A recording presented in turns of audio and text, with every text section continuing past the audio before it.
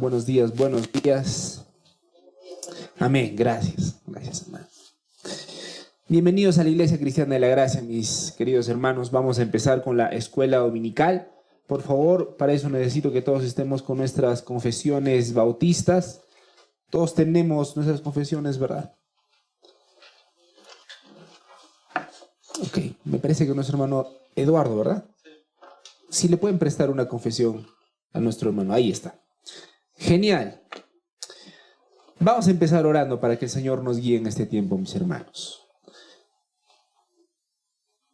Señor, muchas gracias por este día que podemos estar aquí delante de ti, Señor, entre hermanos, teniendo comunión los unos con los otros, teniendo comunión contigo, teniendo comunión con tus verdades, Señor. Dios mío, muchas gracias por ese enorme privilegio y por favor, que no lo tengamos por poca cosa, que no despreciemos todo este tiempo precioso que tú nos das. Ayúdanos, bendice este tiempo, ayúdanos a conocer cada vez más tus principios. Padre Santo, te lo pedimos en el nombre de tu Hijo Jesucristo. Amén. Amén, mis hermanos. Estamos, por favor, Vamos a terminar de explicar el capítulo número 19. Eso está en la página 29. Vamos a la página 29, por favor. Y estamos aquí en el capítulo 19, ¿verdad? Y vamos a explicar el día de hoy. Ahí está, perdón. Ahí está. Ok. Estamos en el capítulo 19, la ley. Rápidamente quisiera empezar con las preguntas, con algunas preguntas que quedaron la semana pasada. Vamos a responderlas rápidamente para poder continuar con los otros subpuntos. Hubieron dos preguntas que quedaron un poquito al aire la vez pasada y son las siguientes. Uno es respecto al día de reposo, si es que deberíamos guardarlo. Y la segunda pregunta era respecto al subpunto número 4, donde se habla sobre las leyes civiles. Y la pregunta era desde qué punto Israel deja de considerarse como un Estado, ¿verdad? Ahorita vamos a verlo también. Ahora, vamos a la primera pregunta. La primera pregunta dice lo siguiente. ¿Está? Respecto al día de reposo, ¿deberíamos guardarlo sí o no? Eso en realidad, mis hermanos, está en el capítulo 22. Ahorita estamos en el capítulo 19. Con toda la paciencia del mundo vamos a ir vamos a explicarlo en el capítulo 22. Sin embargo, no quisiera dejarles con la duda, así que vamos a exponerlo muy sucintamente en esta diapositiva, ¿sí? Aquí está, respecto al día de reposo. Insisto, eso lo vamos a ampliar en el capítulo 22. Ahorita estamos en el capítulo 19. Ok. Algunas cosas respecto al día de reposo. En primer lugar, desde la creación Dios estableció un día de cada 7 como un día de reposo para la humanidad. Eso lo vemos en Génesis 2:2-3. Ahora, aquí está el detalle. Cómo luce en el Antiguo Testamento y cómo luce en el Nuevo Testamento. En el Antiguo Testamento, ese día, el día de reposo, era el 7º día. Es decir, el día sábado.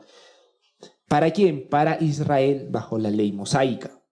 ¿Qué sucede en el Nuevo Testamento? Con la resurrección de Cristo, el reposo cambia al primer día de la semana, que es el domingo, llamado el Día del Señor. Eso está basado en Apocalipsis 1:10. El día de hoy, mis hermanos, los creyentes deben guardar el domingo como día santo, dedicándolo ¿a qué? Al descanso de labores comunes y al culto de Dios. ¿Por qué? En gratitud de la redención de Cristo. Amén. Eso a grandes rasgos. Nuestro hermano Brandon ya verá la repetición, le mandaremos nuestros saludos, porque la pregunta fue de nuestro hermano. Así que vamos a ir a la segunda pregunta, ¿sí? La segunda pregunta va más basada a el subpunto número 4, ¿sí? Que eso está en vuestras confesiones de fe. El subpunto número 4 habla sobre las leyes civiles. Vamos a leerlo rápidamente para que recordemos la pregunta que hizo nuestro hermano Elías. ¿Fuiste tú, verdad, hermano? El culpable. Genial, ahí está. Dice, Dios también le dio a los israelitas diversas leyes civiles. Recordemos, por favor, estamos hablando sobre la ley. El domingo pasado estábamos hablando sobre el hecho de que Dios dio leyes ceremoniales, dio también leyes civiles. Ok, en el subpunto número 4 se habla sobre las leyes civiles.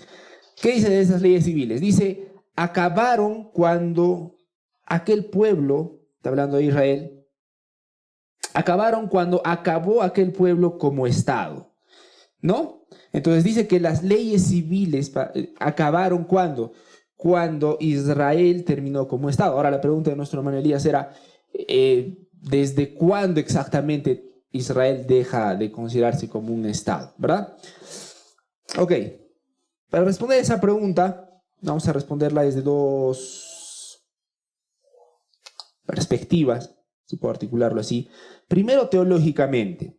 Tenemos que recordar que la confesión se está refiriendo, yo creo que lo estaba adelantando nuestra hermana Gaby también, a que se refiere a un Estado teocrático. ¿Sí? El gobierno teocrático de Israel terminó cuando Cristo cumplió, cuando vino Cristo y cumplió con el antiguo pacto con su vida. Ahora, históricamente, la manifestación visible y el sello final de que ese sistema había terminado fue la destrucción del templo de Jerusalén por parte de los romanos en el año 70 después de Cristo. Básicamente ahí termina como un estado teocrático. Ahora, el día de hoy sigue existiendo Israel, esa es la realidad, ¿verdad? La gran diferencia es que Israel ahora ya no es un estado teocrático completamente.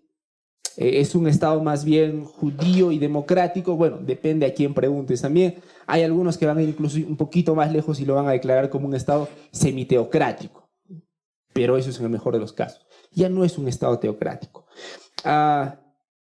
¿Cuál es la principal diferencia, mis hermanos? En el Antiguo Testamento, las decisiones se tomaban directamente por la orden de Dios, a través de los profetas o a través de los sacerdotes. Ese era el modo de gobierno. El día de hoy, en el Israel actual, en realidad es un estado democrático, ¿verdad? Tiene sus parlamentos, tiene poderes ejecutivos, legislativos y judicial, como lo tenemos aquí. Así que ya no es un estado teocrático. Entonces, en resumen, si podemos responder, ¿cuándo terminó Israel para considerarse como un estado teocrático? En primer lugar, teológicamente hablando, cuando vino Cristo, para cumplir con todo aquello del Antiguo Testamento.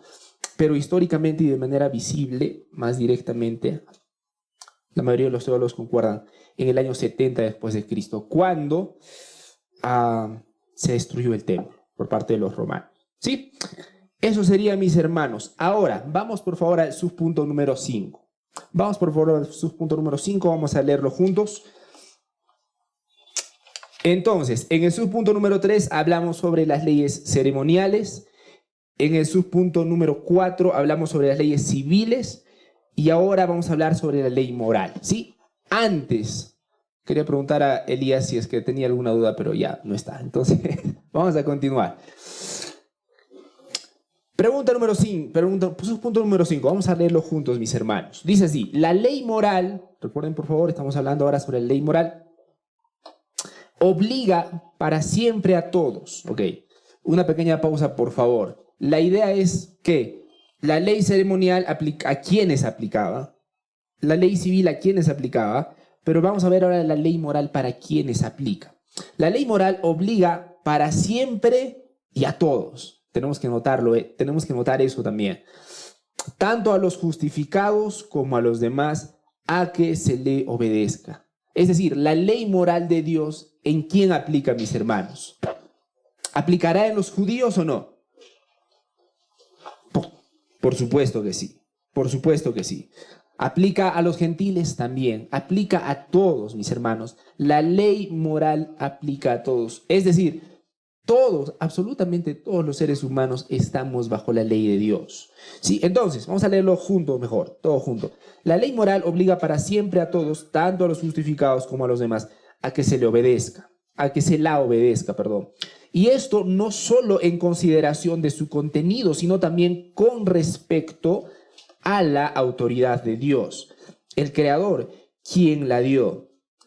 Tampoco Cristo en el Evangelio en ninguna manera cancela esta obligación, sino que la refuerza considerablemente. Es decir, bueno, muchas cosas. Ahorita vamos a desglosarlo un poco.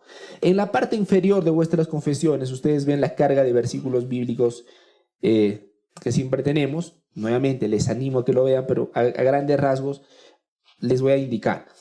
En este subítem 1, donde está Mateo 19, 16 al 22, Romanos 2, 14, 15, ¿verdad? Todos esos versículos, si ustedes lo leen, y les animo a que lo lean, afirman que la obligatoriedad universal y perpetua de la ley moral para todos. Todos estos versículos que ven acá, mis hermanos, muestran que la ley moral es para todos, es universal, ¿sí? Santiago 2, 10 al 12 nos dirá, va a enfatizar más sobre la autoridad de la ley que viene de Dios. Y este es su punto número 3, Mateo 5, 17 al 19, Romanos 3, 31, 1 Corintios 9, 21 y Santiago 2, 8, nos van a demostrar que Cristo cumplió la ley. No vino a eliminar la ley, sino vino a cumplir la ley. ¿Sí? Entonces, es un resumen de en qué consisten estos versículos, pero por supuesto lo ideal es que lo lean, mis hermanos. Ok, regresamos al subpunto número 5. ¿Qué dice en pocas palabras?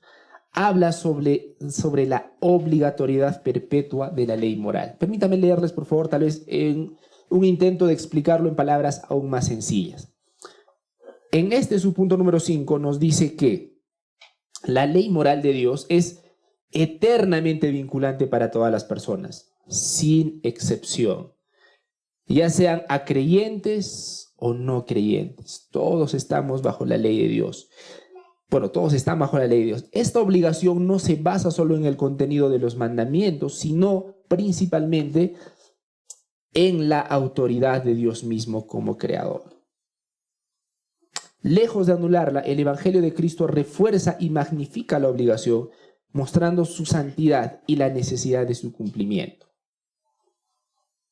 Bueno, básicamente nos dice dos cosas este subpunto número 5. 1, la ley moral es para todos, para creyentes y para no creyentes. Eso en primer lugar. Y en segundo lugar, lo que nos está diciendo este punto es que Jesucristo no elimina la ley. Jesucristo no elimina la ley, la cumple, que es distinto. Ahora, tenemos algunas preguntas. Tengo unas preguntas para ustedes respecto a esto. En primer lugar, si estamos bajo la gracia, porque actualmente estamos bajo la gracia, ¿verdad? ¿Podemos ignorar la ley moral? ¿Qué dicen mis hermanos? Estamos en la pregunta número 1 ahorita. Vamos a listar, por favor, hermano Elías, el micro. Si estamos bajo la gracia, y lo estamos, la palabra del Señor dice que estamos bajo la gracia, ¿podemos ignorar? ¿Eso significa que podemos ignorar la ley moral? Porque estamos bajo la gracia, ¿no? Eso es lo que dice la Biblia. Pero la pregunta es, si estamos bajo la gracia, ¿podemos ignorar la ley moral? ¿Qué dicen mis hermanos? Estamos en la pregunta 1. ¿Alguien se anima, mis hermanos? Ahí está. Vamos a responderlo entonces. Si estamos bajo la gracia, ¿podemos ignorar la ley moral? Por supuesto que no. La confesión indica algo claro. Dice lo siguiente, lo cito textualmente. Tampoco Cristo en el Evangelio en ninguna manera cancela esta obligación, sino que la refuerza considerablemente. Estar bajo la gracia significa que somos justificados por la fe en Cristo. Lo voy a repetir. ¿Qué significa estar bajo la gracia? Significa que estamos justificados por la fe en Cristo y no por las obras de la ley. Yo me quiero detener aquí un rato porque es sumamente importante. ¿Estamos bajo la gracia, mis hermanos? ¿Sí o no? Lo estamos. El gran problema siempre es la definición. Estamos bajo la gracia. Amén. Genial. ¿Qué significa eso?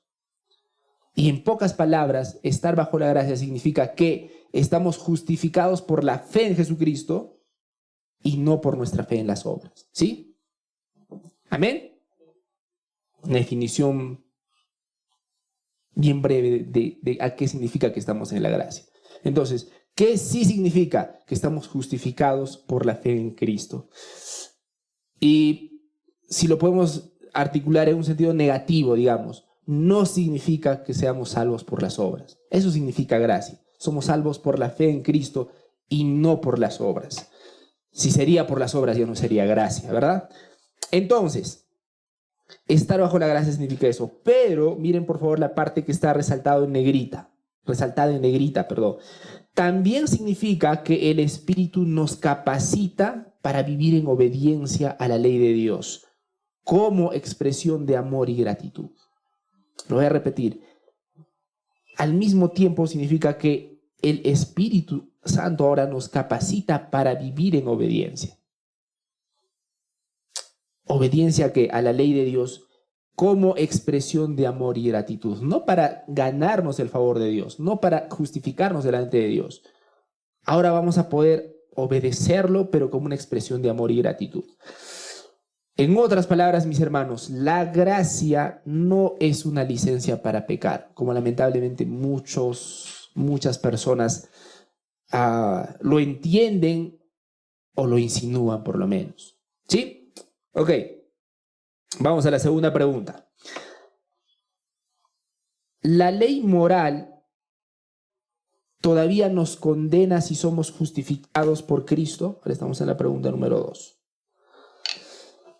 ¿La ley moral todavía nos condena si somos justificados por Cristo?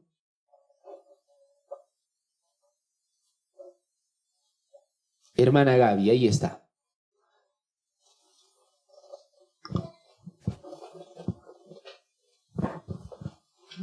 Buenos días, pastor, hermanos.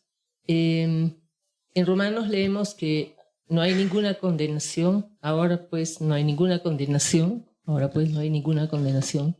para los que están en Cristo Jesús. Amén. Que no andan, a ver, ayúdame, pastor, que no andan conforme a la carne, sino que son guiados por el Espíritu. Sino que son guiados por el Espíritu. Por lo tanto, no hay condenación para los que están en Cristo Jesús. Entonces usted dice que no los condena. La ley moral no condena si estamos justificados por Cristo. Ok. Entonces, si ya no somos condenados, ¿cuál es el sentido de seguir la ley moral entonces?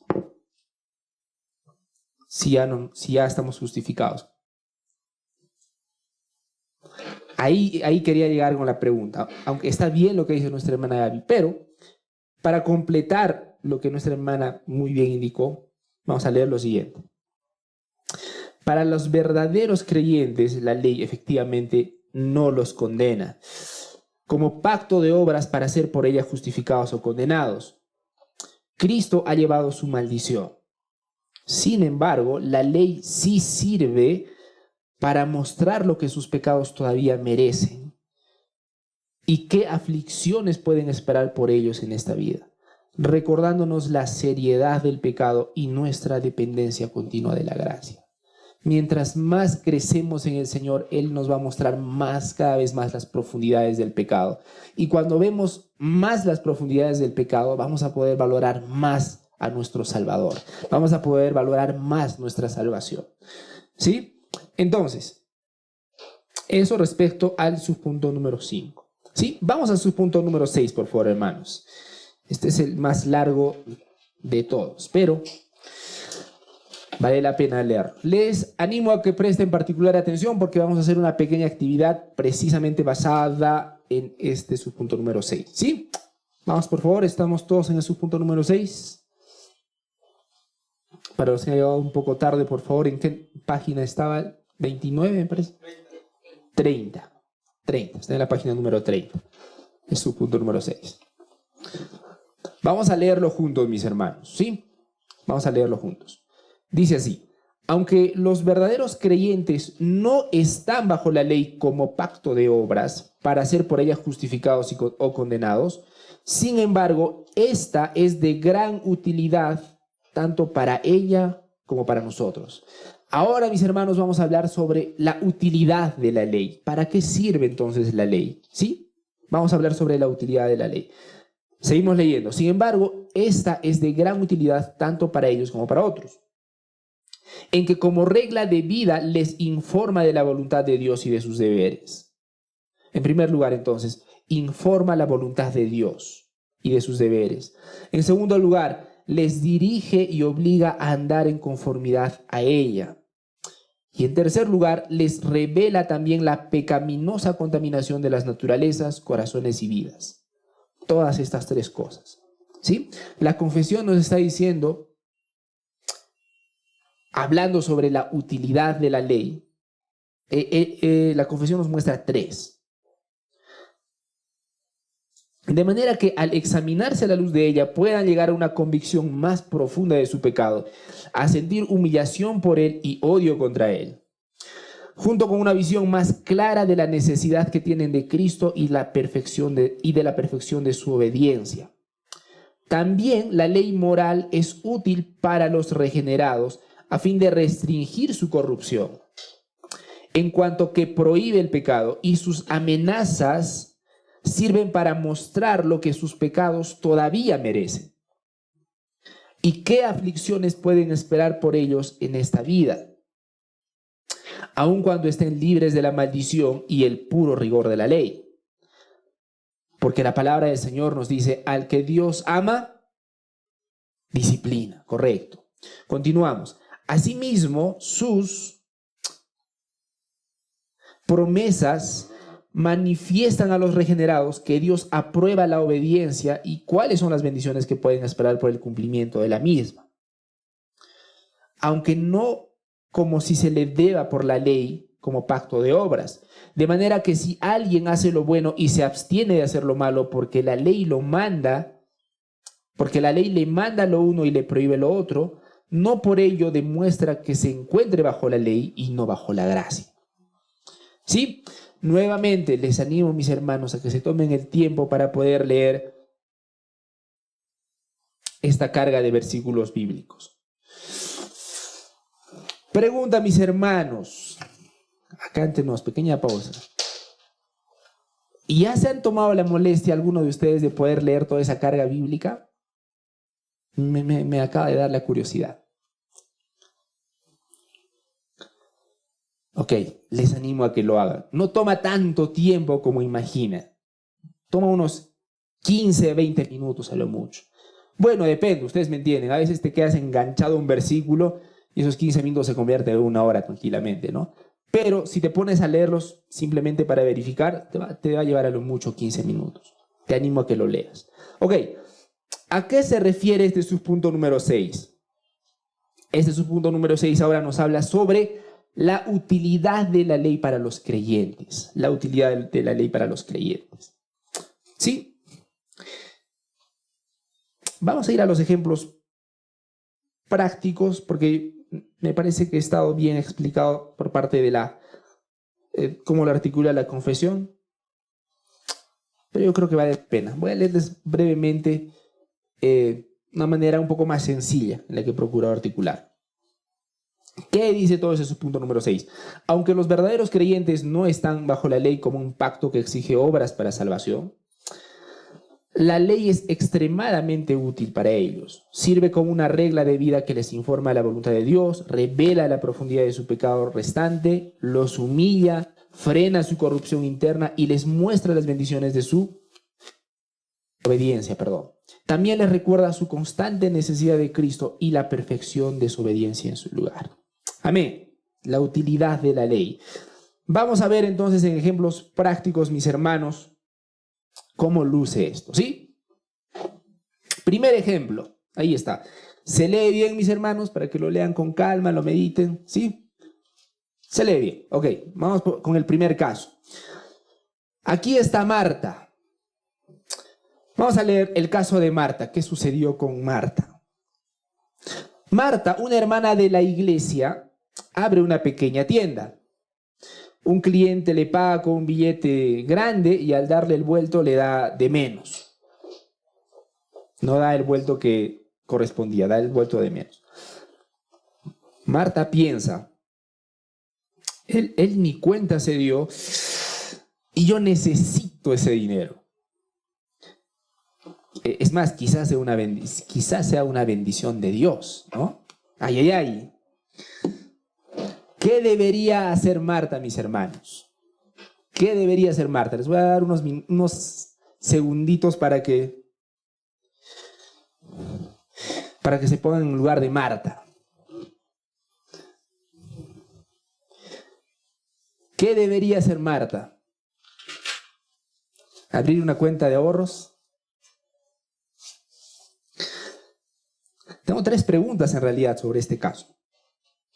¿Qué debería hacer Marta? ¿Qué dice la palabra de Dios sobre esto? ¿Y cómo nos enseña este caso sobre cómo la ley guía la vida del creyente? Porque precisamente estamos hablando sobre cómo la ley debería guiar la vida del creyente. ¿Sí? Ok, los escucho, mis hermanos. ¿Qué debería hacer Marta? Los escucho. ¿Dónde está el micro, por favor? Ahí está.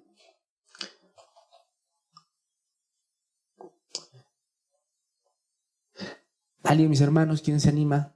¿Qué le dirían? ¿Qué debería hacer Marta? Marta les da una llamada y les dice: hermana, una consulta, me ha pasado eso, ¿qué hago?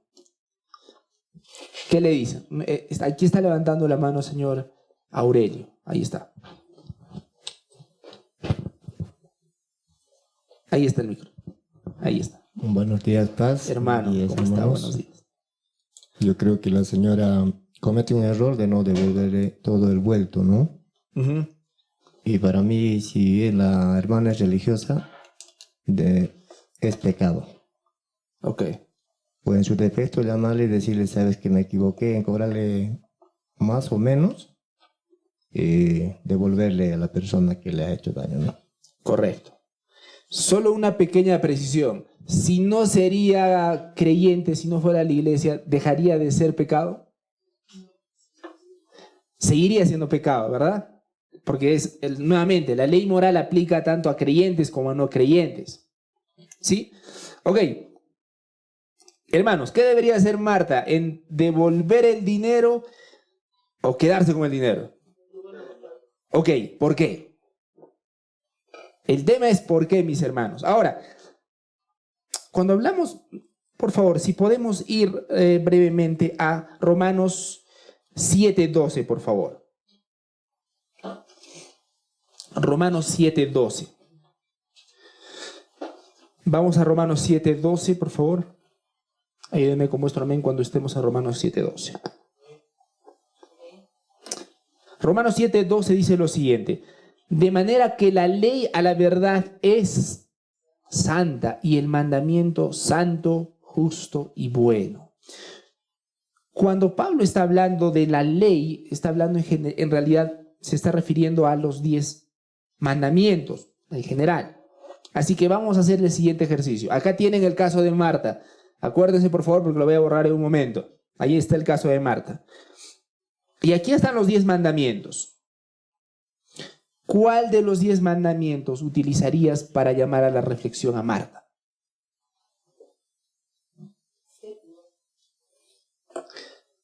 No robarás. Ok, gracias, hermana, pero como estamos grabando, por favor.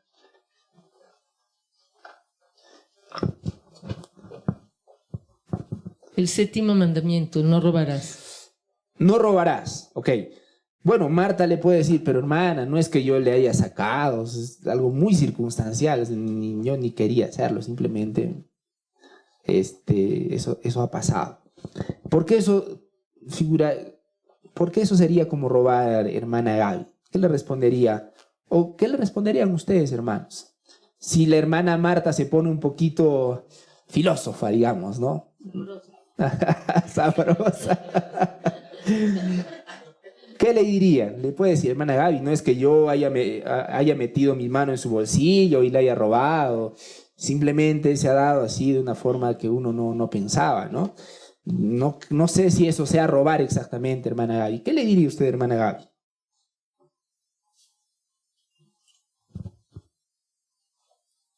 Ya quédate con el bueno, ya me ganaste. Hermanos, los escucho. Es para todos en realidad. Acá nuestro hermano Eduardo y después nuestra hermana Jennifer.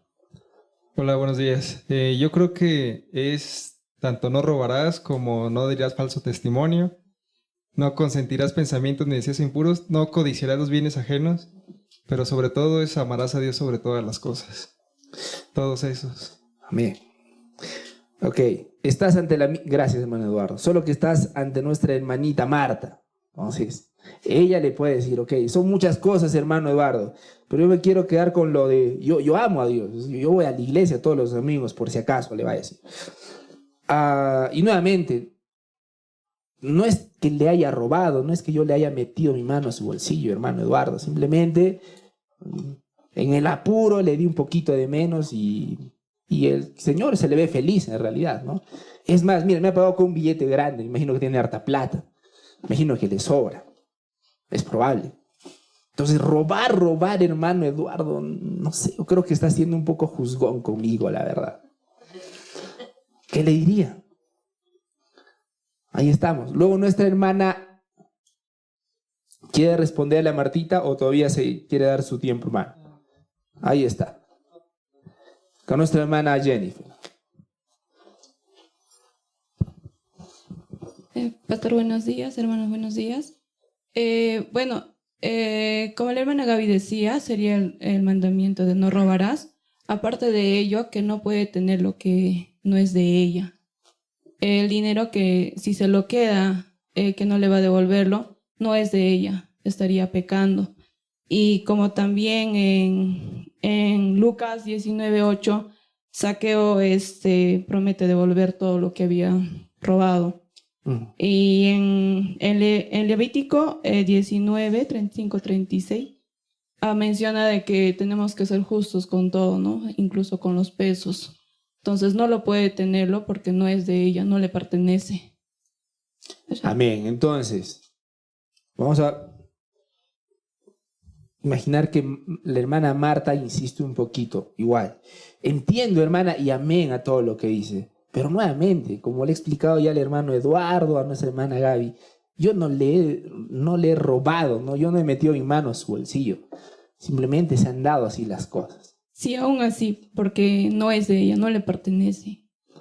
O sea, no es algo que haya adquirido con el esfuerzo correcto. Ahí vamos, exacto. A nuestro hermano Belisario, mientras tanto. Yo quería llegar ahí en realidad.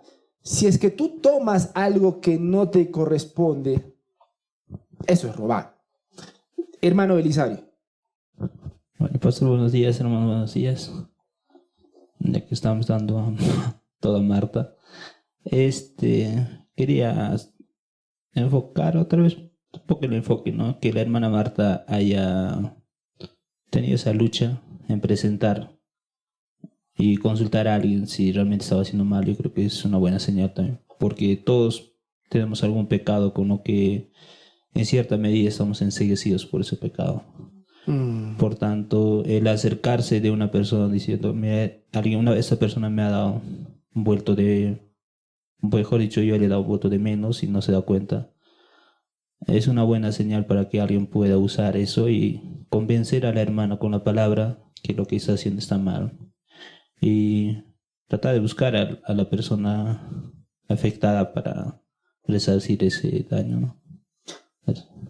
Amén. Aprovechando que estás ahí, ¿qué le dirías entonces si es que la hermana Marta te dice lo que le dijo ya a la hermana Gaby, al hermano Eduardo y a la hermana Jenny? Que para ella no es tan robar. Cuando nosotros consideramos, por ejemplo, si ella está preguntando que no es tan robar, en realidad en cierta medida ella está siendo ciega a lo que está ocurriendo. Entonces mostrarle que sí es robar. Es robar, y aunque en nuestra defensa podemos decir, no, es que no he asaltado, ¿no? Es como una anécdota. Una vez en un noticiero salió una madre defendiendo a su hijo porque le habían abatido los policías, diciendo que él nunca había matado, solo robaba. Okay. Entonces, sí, es la situación real, pero nosotros en cierta medida estamos convencidos de que podemos convencernos de nuestro pecado para decir que está bien, ¿no? Podemos justificarlo. Y podemos ser muy diplomáticos. Y hay situaciones, por ejemplo, cuando se presentan en los trabajos, cuando tienes que negociar algún documento. Hay cosas que puedes lograr a manipular la situación a un extremo que lo puedes encaminar como si pareciera bien, ¿no? Entonces ahí va la palabra que dice no robarás. Exacto. Y no va a justificar y decir no, es que si le tomas 10 céntimos no es robo, pero si es 20 soles sí es robo, ¿no? Es robo. Por tanto, acá solamente es decirle que ha robado, por tanto tiene que resarcir el daño que ha hecho. Amén. Tomar a lo que no es tuyo es robar. Amén. Voy a aprovechar ese pequeño paréntesis para recordarles que conseguir libros piratas por PDF es robar. En verdad. Me he ganado unas cuantas enemistades por decirlo y más miradas feas por reafirmarlo, pero es robar. Y es robar porque no es tuyo y no pagaste por él. No, pero un buen hermanito me lo pasó de buena intención. Ok, hermano Marto, es robar. Amén. Amén. Es robar. Y una de las cosas que más me cuestan es... Yo no sabía que había incluso grupos, ¿no?, de Telegram en el que comparten muy amablemente los últimos libros que están saliendo. Es que es robar. Es robar. Hay un esfuerzo para que se haga ese libro. El autor se desvela, estudia años y años y años para producir un libro. Imprimirlo cuesta, escribirlo cuesta, y alguien simplemente roba la información y lo comparte muy amablemente. Y los hermanos le comentan, amén, gloria a Dios, hermano, muchas gracias. Perdónenme, es robar, hermanos. Amén. Cerrado ese paréntesis. ¿Qué quería mostrar con este ejemplo? La ley nos muestra lo que le agrada a Dios. La ley nos muestra lo que le agrada a Dios. Podemos hacer nuestros malabares de palabras, pero su palabra sigue firme, no robarás. Al final del día sigue su palabra firme, por ejemplo, no robarás. Amén. Entonces, vamos al segundo ejemplo, por favor, rápidamente. Les presento a María. Vamos a olvidarnos de Marta un rato y vamos a hablar de María. María ve en redes sociales que una hermana de la iglesia acaba de comprar un auto nuevo. Entonces, ella dice en voz alta, qué lindo, me alegro mucho por ella. Pero en su corazón ella piensa, ¿por qué ella y no yo? Yo también me esfuerzo y yo también merezco algo así. Ahí está el segundo caso. Véanlo, por favor, les voy a dar unos segunditos antes de que se vengan las preguntas. Ella está en las redes sociales, ve la foto de la hermana. Ella dice en voz alta, nadie le está viendo, ella está ahí viendo y en voz alta ella está diciendo, wow, qué lindo. Pero dentro de ella dice, ¿por qué ella y no yo? ¿Ok? ¿Se entendió el caso en primer lugar, hermanos? ¿Sí? Sí, ¿sí, no es cierto? Ok. Preguntas. Tengo algunas preguntas para ustedes. ¿Está mal que María diga, qué lindo, me alegro mucho por ella? ¿Está mal en sí mismo eso? No está mal. ¿Qué está mal entonces? Hay algo que está mal aquí. Hermano David. Un micro para el hermano David, por favor.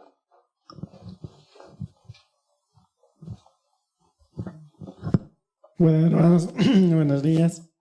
Está mal de la señorita porque está quebrantando la ley de Dios, que es el último, no codiciará los bienes ajenos. Esa ley está quebrantando. Ahí está. Bueno, se adelantó. Lo siguiente era mostrarles nuevamente los 10 mandamientos.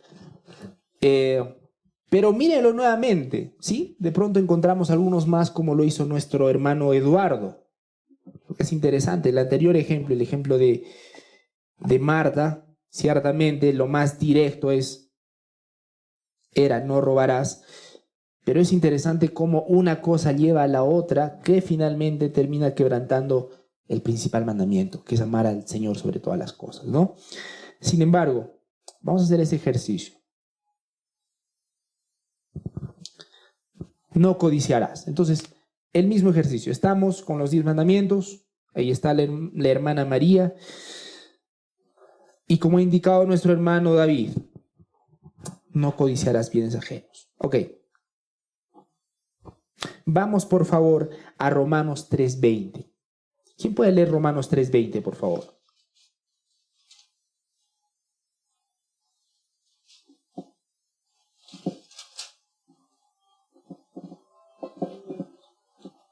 Ahí está.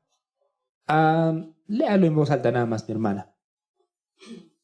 Porque por las obras de la ley ningún ser humano será justificado delante de él, pues por medio de la ley viene el conocimiento del pecado. Ahí está.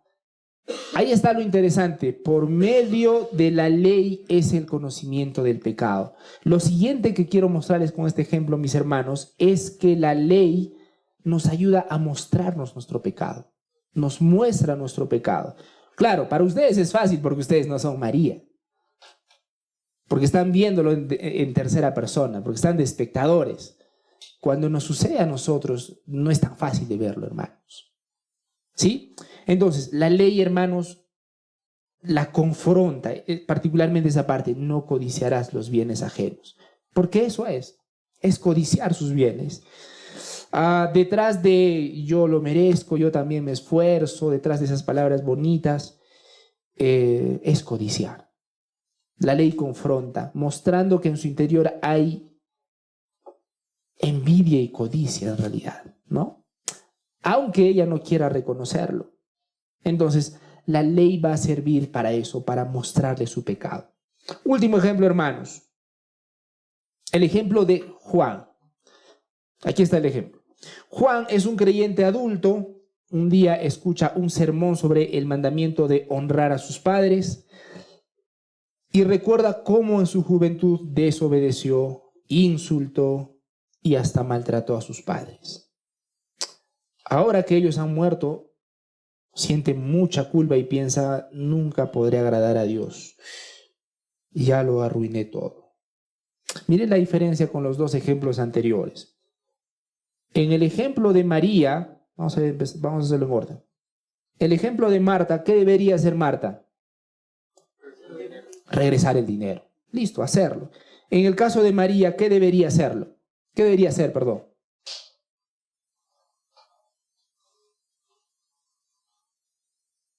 Pedirle perdón a Dios por la envidia que está sintiendo y por la codicia que está sintiendo por su hermana. ¿Sí? Hacer algo. Pero en el caso de Juan, sus papás ya no están. ¿Cómo honra ahora a sus papás? Ya no lo puede hacer. Y la ley muestra, honrarás a tu padre y a tu madre. ¿Qué hacemos ahora con Juan?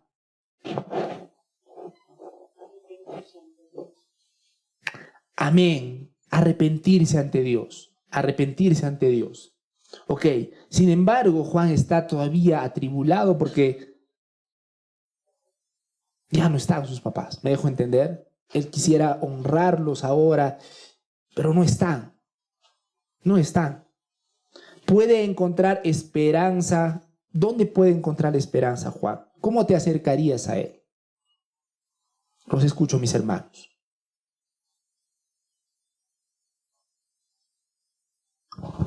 Con el Evangelio. Ahí está. Sí lo repite mi hermana. Con el Evangelio. Bueno, si no es creyente, ¿no? Es creyente. Vamos a poner el ejemplo que es creyente. Pero decirle siempre que Cristo murió por nuestros pecados, ¿no? Y decirle que mediante Él, o sea, mediante Cristo que murió, somos perdonados. Amén. Por todo pecado que hemos hecho. Amén. Incluso por el pecado de no haber honrado a sus padres. Sí, pues. Amén. Amén. Lo digo porque podemos en nuestras buenas intenciones decir, oye Juan, no creo que haya sido tan mal hijo, tranquilo. ¿Quién no comete errores? Todos somos imperfectos. ¿Me dejo entender? Podríamos cometer ese error. La realidad es que si hemos cometido un pecado, lo hemos cometido. ¿Qué quiero mostrarles con este ejemplo, mis hermanos? Vamos a Gálatas 3:24, por favor. ¿Quién lo puede leer? Gálatas 3:24.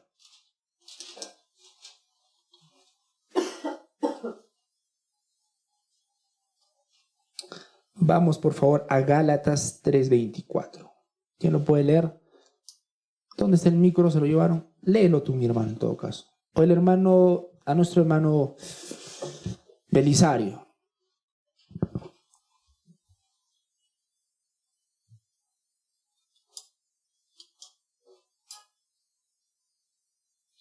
Vamos a Gálatas 3:24, por favor.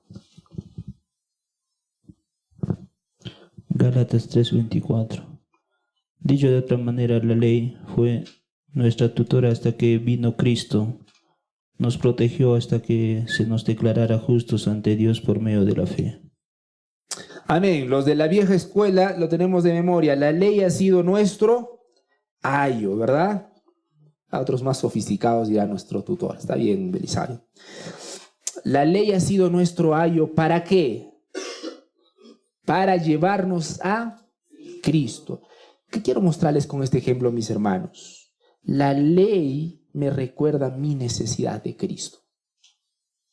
La ley me debería llevar a Cristo. No se trata de cumplir sus mandamientos por cumplirlos.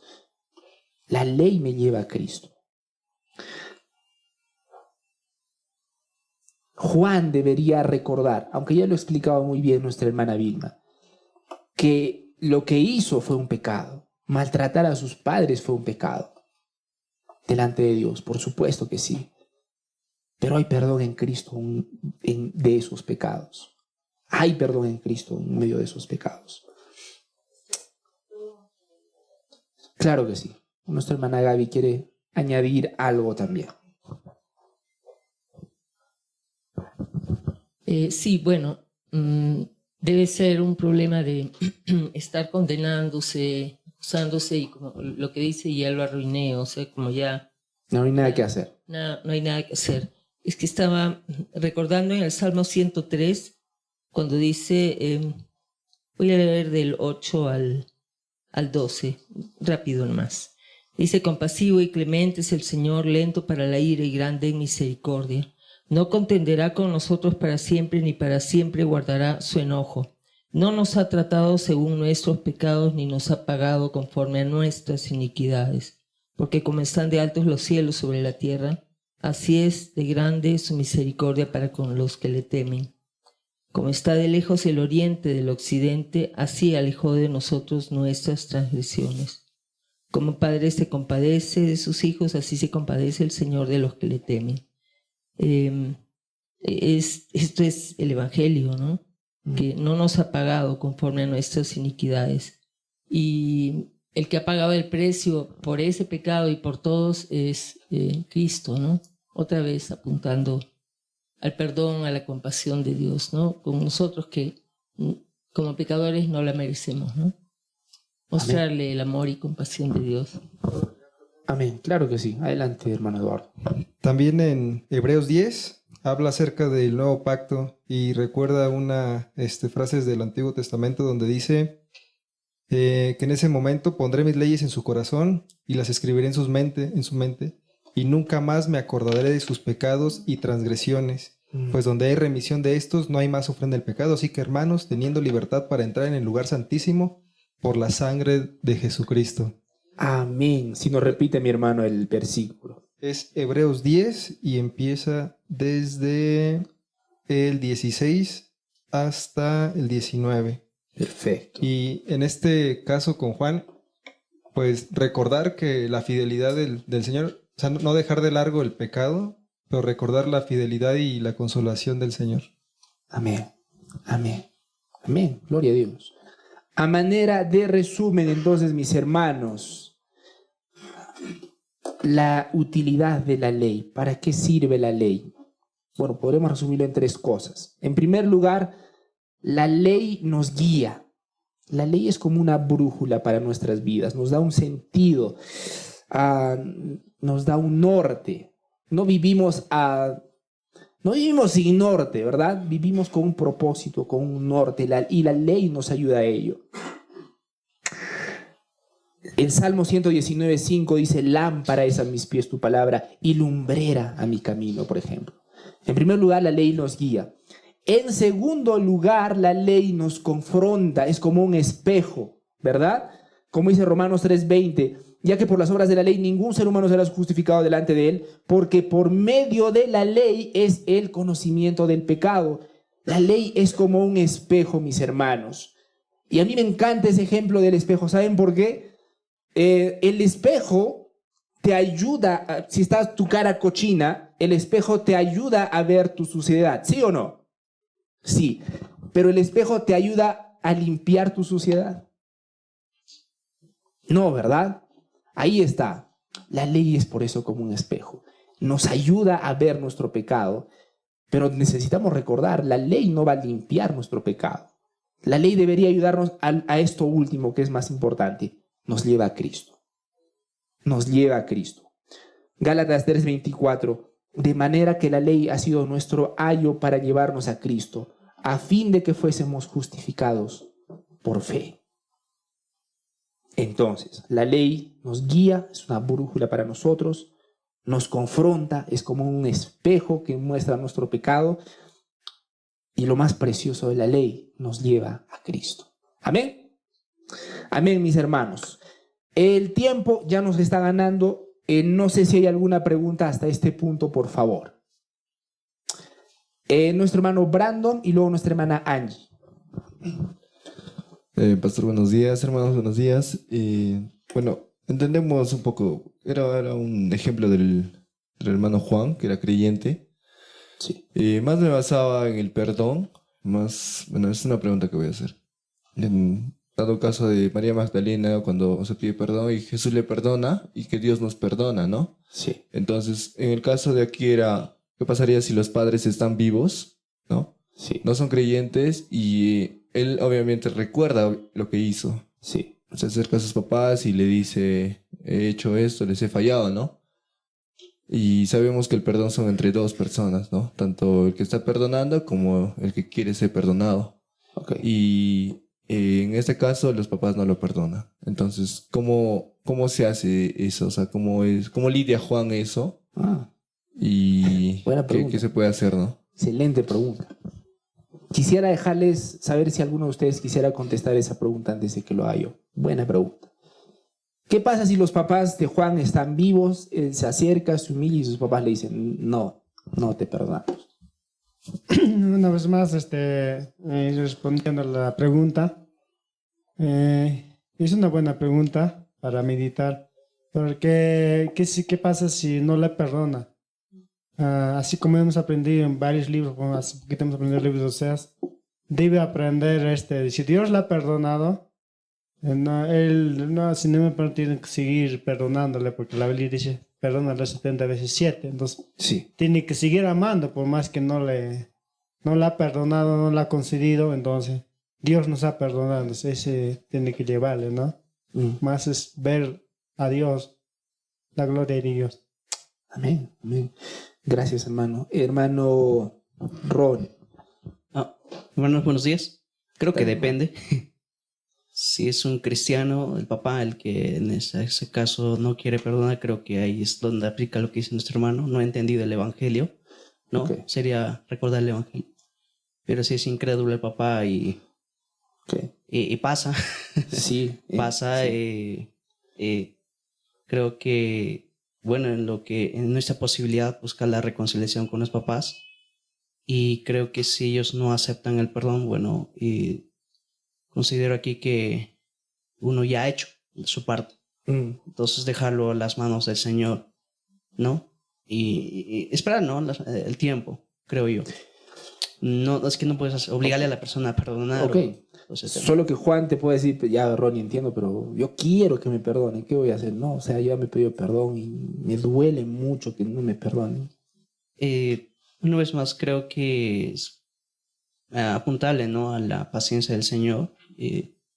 No es, o sea, siempre mirando a lo que Cristo ha hecho en la cruz también, que Dios, su paciencia y que, lo siento, va a tener que aprender a esperar muchas veces el perdón y no es algo que se logra de inmediato. Amén, amén, amén también. Hermana Angie. Hermana Angie, sí. Gracias, hermano.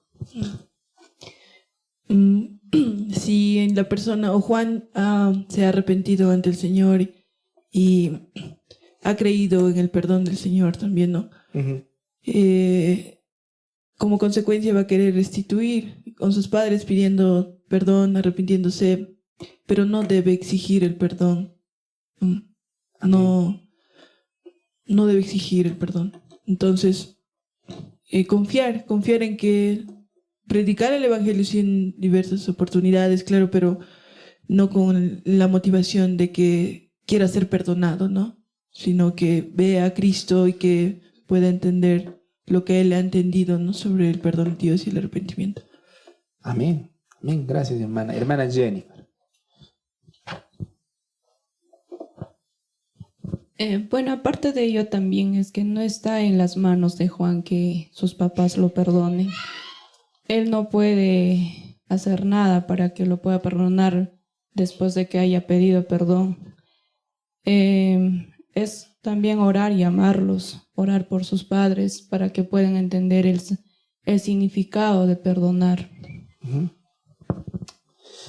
Hermano Elías.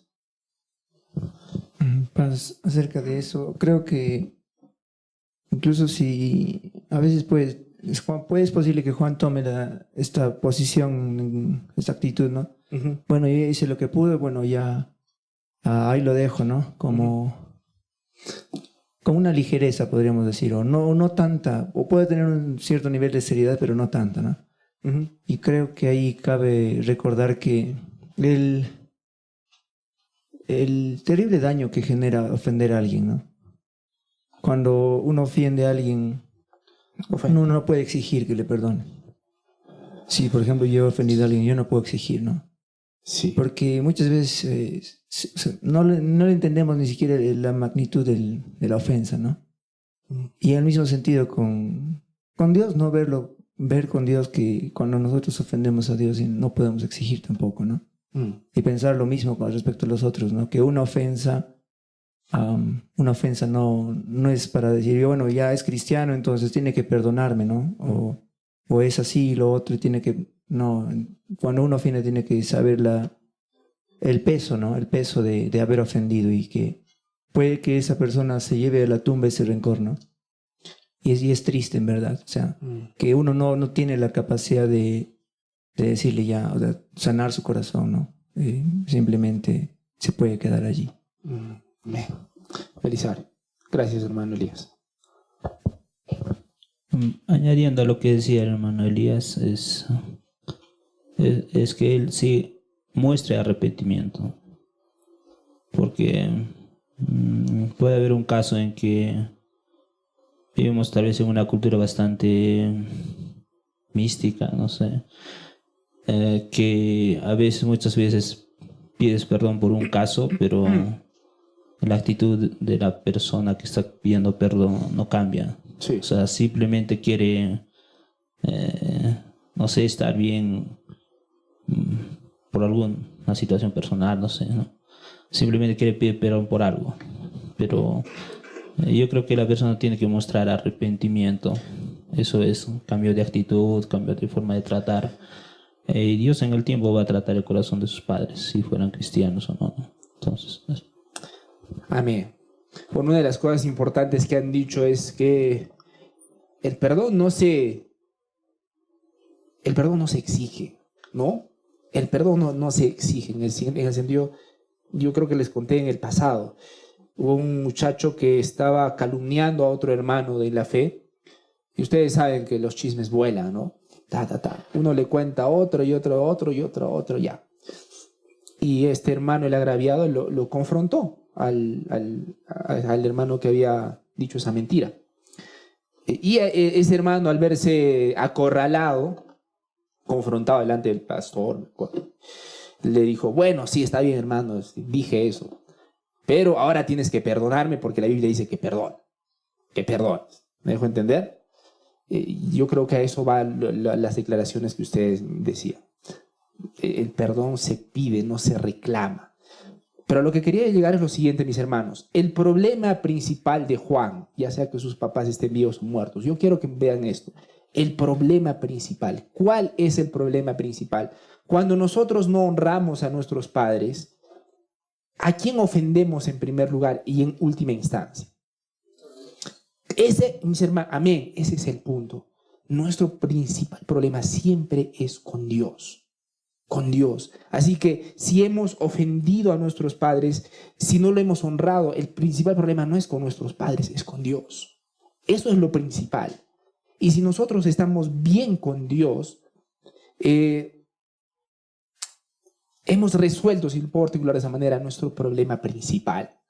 Ahora, lo digo porque cuando nosotros estamos bien en nuestra relación vertical, podemos estar bien en nuestras relaciones horizontales, pero no al revés. ¿Sí? Ahora, si tú estás bien con Dios, ahora puedes acercarte en humildad a pedir perdón con los demás. Lo digo ¿por qué?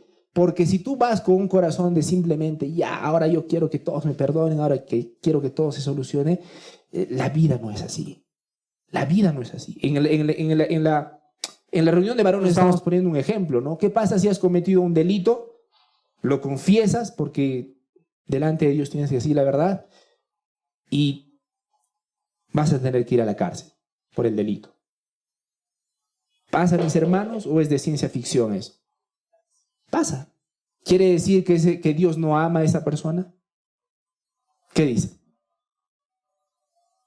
¿Quiere decir que si esa persona va a la cárcel, quiere decir que Dios no la ama? No. No, mis hermanos. Muchas veces tenemos que lidiar con las consecuencias de nuestros pecados. Es la realidad. A veces va a ser la cárcel. Amén. No digo que es genial, pero son las consecuencias de nuestros pecados. A veces vamos a tener que esperar por el perdón de personas que hemos lastimado.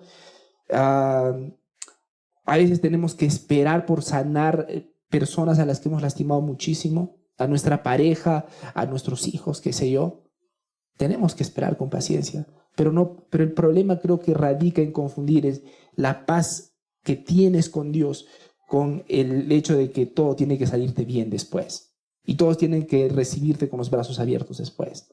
No necesariamente es así, pero nosotros vamos a poder esperar con paciencia, Brandon, si es que en verdad tenemos ese gozo de haber sido perdonados por Dios, porque no tendría sentido. Dios me ha perdonado ya acá, pero mis papás no. Es lo peor del mundo. No tiene sentido, ¿me dejo entender? Sí, Dios me ha perdonado, yo entiendo, pero yo quiero el perdón de esta persona. Es que no tiene sentido. Es al revés. Dios me ha perdonado. Y me gustaría tener que mis papás me perdonen. No lo hacen, yo entiendo. Los he lastimado. Los he lastimado. Y voy a orar por ellos para que ellos me perdonen y aún voy a mostrar con mis acciones que estoy realmente arrepentido. ¿Tiene sentido? Amén. Hermana Angie, la última pregunta, por favor.